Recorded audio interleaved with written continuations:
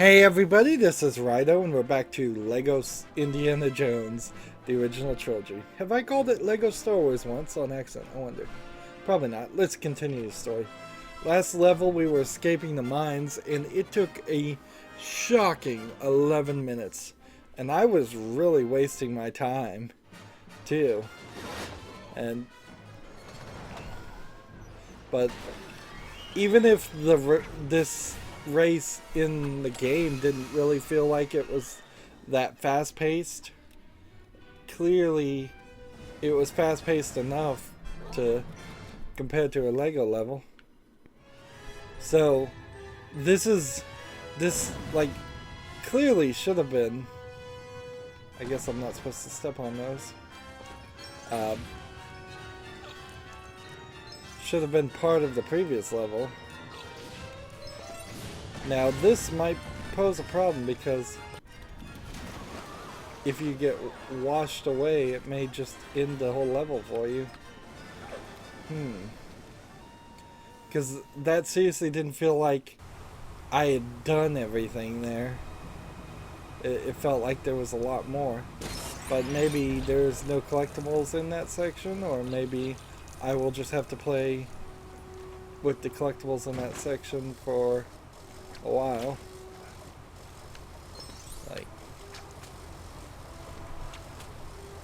So Indiana Jones can get into the swing, or you can just jump this way, and then we've got to get the other characters. There's this light that's bouncing around. I don't know exactly what it is. Let's see. He's up against the bars, so he won't pick up the key.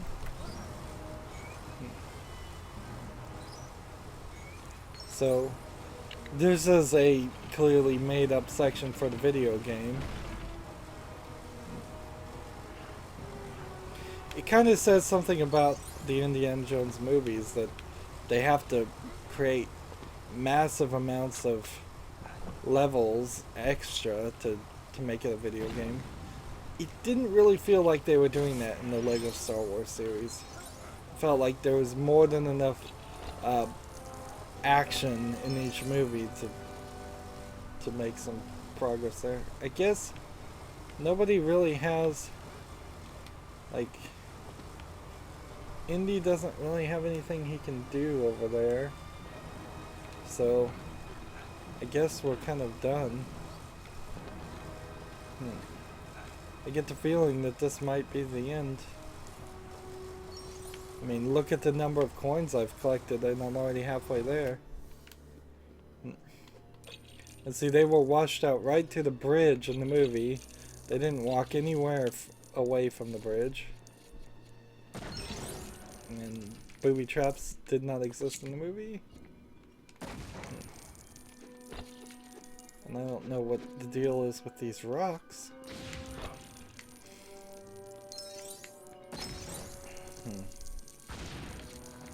Now there's a collectible down there.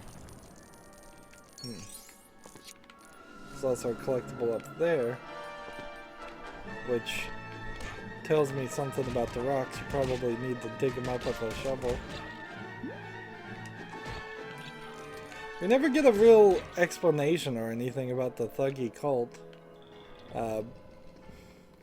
What is their motivation? What is their goal? I mean, seriously, what are they trying to do at all? They were trying to dig up more of the sacred stones. So, in fact, while they were using child labor and slave labor, they were kind of just doing the same thing that Indiana Jones does, being archaeologists.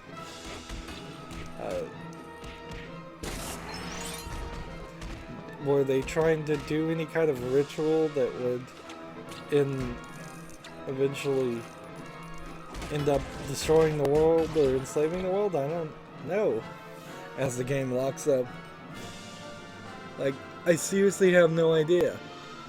If Indiana Jones hadn't accidentally ended up in this country, would the Thuggiev cult have found all the sacred stones, and would that have made all the rivers dry up and made the country suffer? But then they would have been hailed as great historians who found an ancient artifacts that were very important to their culture. Yeah, you just don't know. Like, you kind of don't even really know from the first movie. I mean, one assumes that the Nazis and the Ark Raiders of the Lost Ark would use the Ark as a weapon. That was the implication, if not said directly. But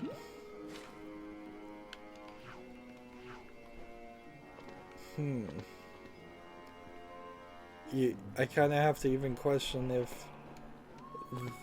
if they would have been able to. Same scenario. If Indiana Jones had not gotten involved with the Lost Ark at all, and let's say they find the Ark, because there's a great argument that could be said that they wouldn't have even found the Ark if it wasn't for the fact that Indiana Jones was there. Let's see, so she's got the thuggy hat, so this should activate something. Gave me a piece. But let's say they did find the Ark. What would have happened at the ceremony if Indiana Jones and Meryl, the girl from the first movie, weren't there in that final scene? Well, as far as I can guess, exactly the same thing as what you saw in the movie. The Ark would have opened and killed all the Nazis, and then either the good guys or the bad guys would have gotten the Ark again, which again, maybe the Ark would have just opened and killed all the Nazis. It would be a long stretch, but you could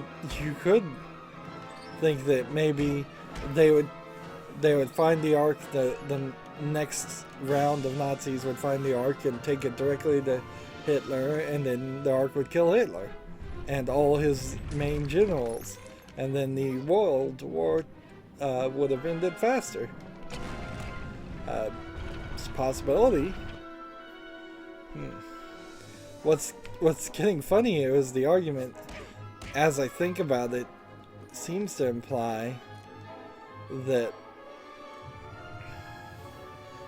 Indiana Jones just makes the scenario worse every time.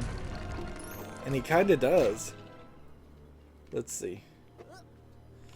If I'm thinking about the third movie, again, I don't think the bad guys, the Nazis again, would have found the location of the Holy Grail. I don't think they would have gotten anywhere close without Indiana Jones. And they most certainly would not have gotten past the final booby traps. Yep. Indiana Jones is really the anti-hero, isn't he? I mean, is this true for other movies? Let's see. I know this is an argument that they sometimes make with, like, Batman in comic books, is that Batman is so violent in his response to crime that it just makes the criminals more violent and more ingenious. But which, okay, somewhat believable there. But so I try to think of other movies. Here's another. What would have happened if in the original trilogy of Star Wars they had never found Luke? Well, Darth Vader had captured Princess Leia, and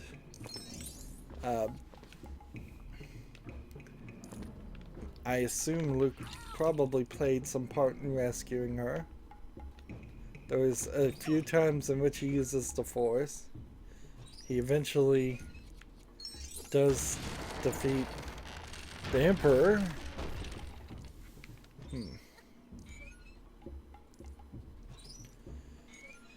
No, on the face of it, when I think about Star Wars, I can't imagine that the main character not doing anything or not being present would have turned out better. Even if Han Solo, who isn't really the main character, had played his parts, I think they would have been better.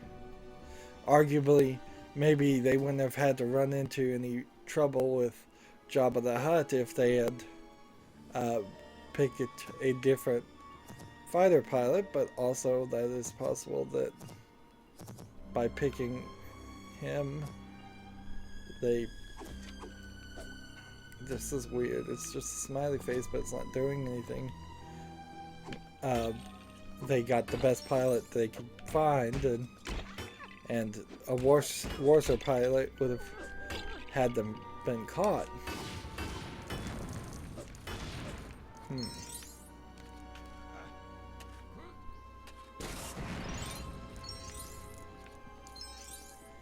So, I guess one of the things you can say is, at the very least, compared to George Lucas, Steven Spielberg doesn't think his movies through in the writing process enough. Because at some point it should have occurred to him, it's like, wait a minute, Indiana Jones never helps the scenario. Now there is Big Trouble in Little China, as far as a movie, where they intentionally wrote the character who's the main character as secretly the sidekick, and the sidekick was secretly the main character. So they clearly and intentionally and have admitted it, that's what they were doing. So obviously whenever he's in an area or scene in the movie, he makes it worse. But he doesn't make it catastrophically worse. He just tries something and fails at it, usually. And then has to be rescued by the sidekick, who is the true hero.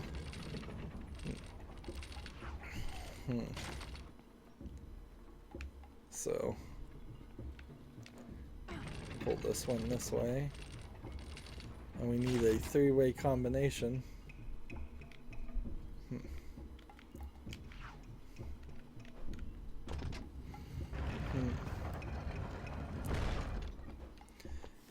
When you get right down to it, Indiana Jones doesn't really do much heroic at all in the entire trilogy.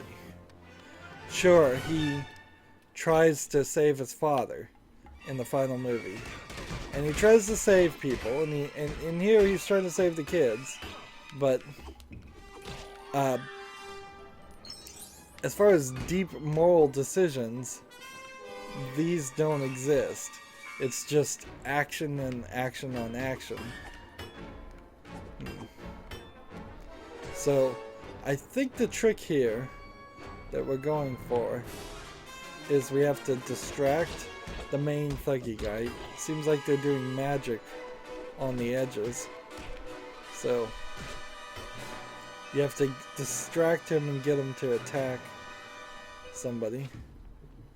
And see, these guys won't actually fire at you and if you run all the way this way. Interesting. And now the magic holding up the fence is gone. As you look at the bridge in the background here, it's clearly not Lego. There's almost no Lego except for the oh, you know what we need to do? We need to pick up this and then cut this. This scene actually is just another example of where they have the threat of action and instead have a minute-long conversation where Indiana Jones threatens to cut the bridge, and instead of that being one smooth action to cut the bridge, it gets turned into this long puzzle where I need to defeat a group of these people, so one of them will drop a sword, so I can pick up a sword if I can get it in my sights, and so I can throw a sword at the edge, and I have to do that 2 more times.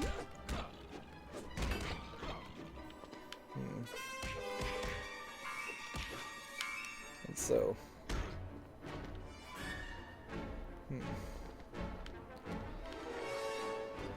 I think I've been poisoned or something as Indy.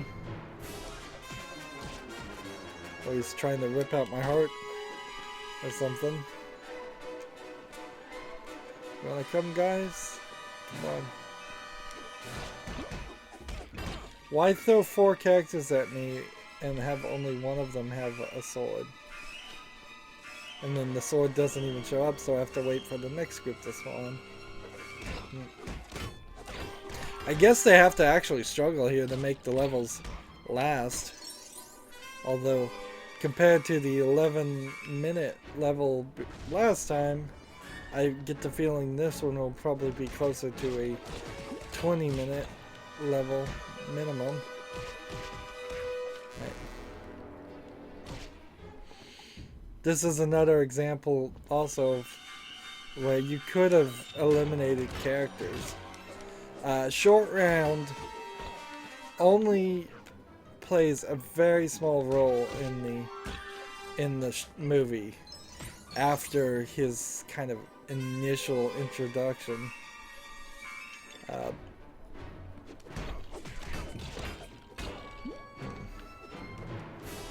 And Willie, she plays a character, a romantic interest to Indiana Jones.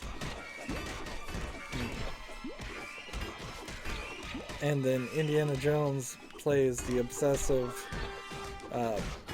professor, basically playing a nutty professor in a lot of ways. Let's see. Can we hit this? Come on, hit it. Give me a sword, lock on target, there. There we go. And then he just jumps on, so then they can jump to the next scene. They should have just made him always on the bridge and immortal. And see, there was a big section there that a major scene, and they just take it out and add dancing instead. You could have had Willie as the main character in this whole movie. I mean, Indiana Jones' knowledge as a history professor, is that what he is? Didn't actually help him at all in this movie. He could speak the language, certainly, and he did know a little bit about their culture. But at the end of the day, he kind of just bumbled his way through most of this adventure, and he only really succeeded because the story was written so he would succeed.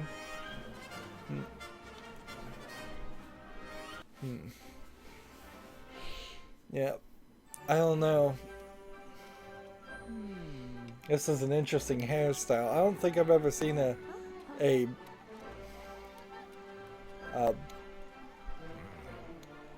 Lego hairstyle like that. It may not actually exist. It's an interesting way to depict Brawl being bald. Now, here we'll see if we can get this cutscene to play properly, because it's super laggy right now. Now, the romantic interest part of this also falls super flat, and clearly in the modern movie techniques where you sign on for a 3-movie deal, the romantic lead would be the same in all three movies, because Marion comes back in the next movie a little bit, but not really even that much. It's in a real way. You can make the argument that the main relationship in the Last Crusade is the father-son relationship, and there's also a Nazi lady that comes into play a little bit, but maybe Marion doesn't come back in the third movie. Maybe she only comes back in the fourth movie. Clearly the fourth movie won't be included in this, and that might be a very good thing, but on the other hand, it might be a very bad thing. If you turned the Crystal Skull into a video game, you might do better than the movie did. If you watch the original trilogy and then go watch the Crystal Skull, you can clearly see that Steven Spielberg wanted to make his movies more child-friendly by the time he had done the Crystal Skull. And it makes sense that a couple decades had probably passed. He has kids of his own. He has a different mentality on it. In a lot of ways, I'm sure he was this edgy new writer director when he first made the Indiana Jones movies, trying to go for something that will grab people's attentions and be controversial. Also, the times certainly have changed a lot now. So, a lot of people worked on this game. Obviously, not enough people worked on it to get it to run on PC. Although it is possible, I will grant them that it is possible that it ran fine on PCs when this game originally came out, and they simply haven't patched it. Which, I think you kind of have a duty to your art. Like, the painter of the Mona Lisa. If the Mona Lisa starts to run and needs to be touched up, and the painter of the Mona Lisa was still alive, I think he would be more than happy and be super helpful to touch up the painting. And that is true, the Mona Lisa does need touching up because it's getting sun damage like crazy. Unfortunately, the painter has been dead for hundreds of years. Maybe less than that, but I think somebody should be up to maintaining their art. And if you're not willing to maintain your art in the form of video games, then you should just open source the files and allow somebody like the scumvm.org, which takes really old engines and makes a virtual machine to run those files from games in a engine that runs on a modern computer. And that's how several of the really old point-and-click Indiana Jones games can still be played today and will run actually better than this game. Absolutely. In fact, ScumVM, I've never run into a game that's had much of any problem. Very special thanks to George Lucas, even though this is a still Steven Spielberg thing. We're at 31.7% done. So that's a good indicator that there's still a lot of collectibles to be collected, but not as much as you might run into in a lot of other games. We may very easily be able to just rush through it.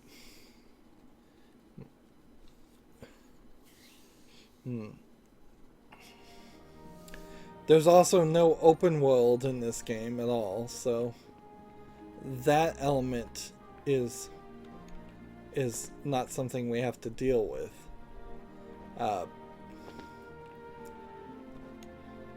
Interesting that they chose to have me play as Willie and Short Round.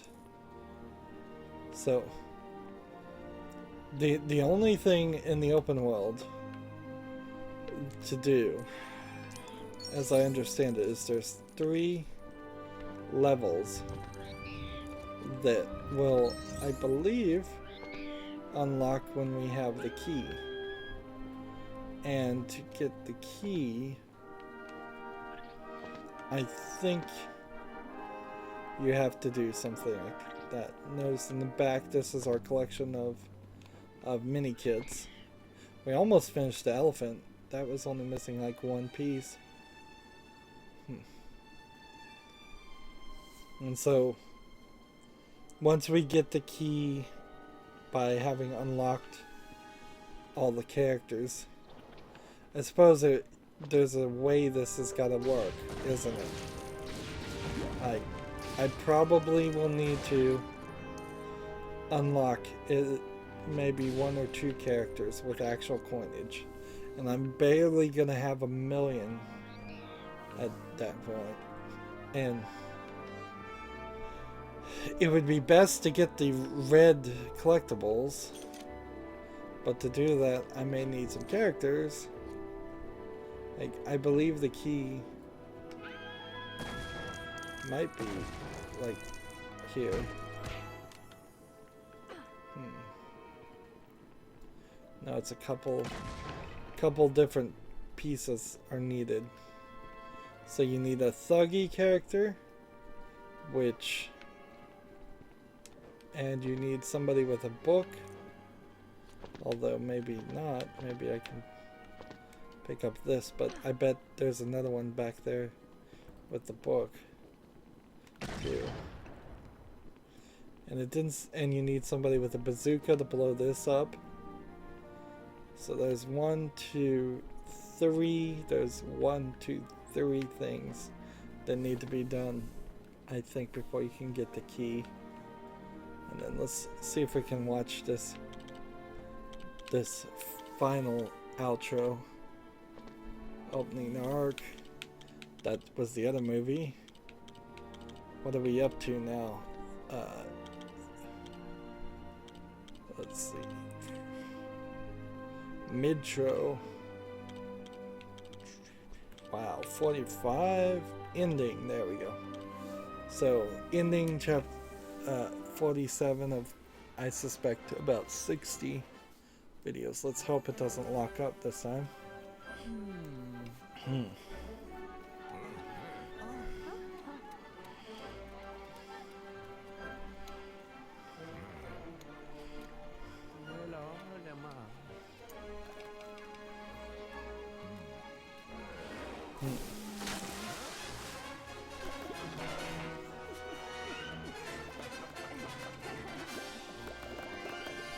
A lot of effects in the heart range and all that, so that's all we really missed, I guess, in the whole thing. Is it gonna go to the credits, or is it just gonna play music in the background with a black screen? Guess it was just gonna play music in the background with a black screen. Alright. So one thing I do want to see is, here we can stand here and see, we've got 56 of 180 collectibles. We've got 7 of 18 true adventurers and 0 of 18 red parcels. And if we come back here to like level 1, there is no challenge play at all. And so that's good to know. So there could be, if there was a challenge mode, it would have been an extra time in which we needed to run through the whole game. Although I kind of missed the challenge mode in a lot of ways too, because it did stretch out the game a little bit more. And I have complained about other LEGO games stretching it out, but this is certainly not one that's like that. We're barely even going 30 minutes after sitting through the credits, watching the ending cutscene twice, running around Barrett College. So, yeah, this is probably one of those games where stretching it out would have helped a lot. And if they had ever actually combined LEGO Indiana Jones in the original series and the next LEGO Indiana Jones game, and frankly they should have done that when the Crystal Skull came out, because even the second LEGO Indiana Jones game came out before the Crystal Skull came out, I believe. Uh, if they had combined that, maybe thrown in the Crystal Skull, maybe just made a quick reference to it somewhere, and put in a challenge mode at that point, the game would have felt a lot longer. Seems like you're kind of getting ripped off if you paid $60 for this game. But nowadays, you'll barely pay $10 if you get a Lego game on Steam on sale. Still, even at $10, I can't really recommend it when you see the game locking up like this now. Get it for $10 used at a GameStop for Xbox 360, and then hope it's backwards compatible with an Xbox One if you don't have an Xbox 360 sitting around. That's the real solution there. Anyways, that's it for this recording. As always, I ask you to like, share, subscribe, comment, and watch every second of my videos. If you want to friend or follow me on basically any social media sites, there's a whole bunch of links down below. Thank you for watching. Have a good evening.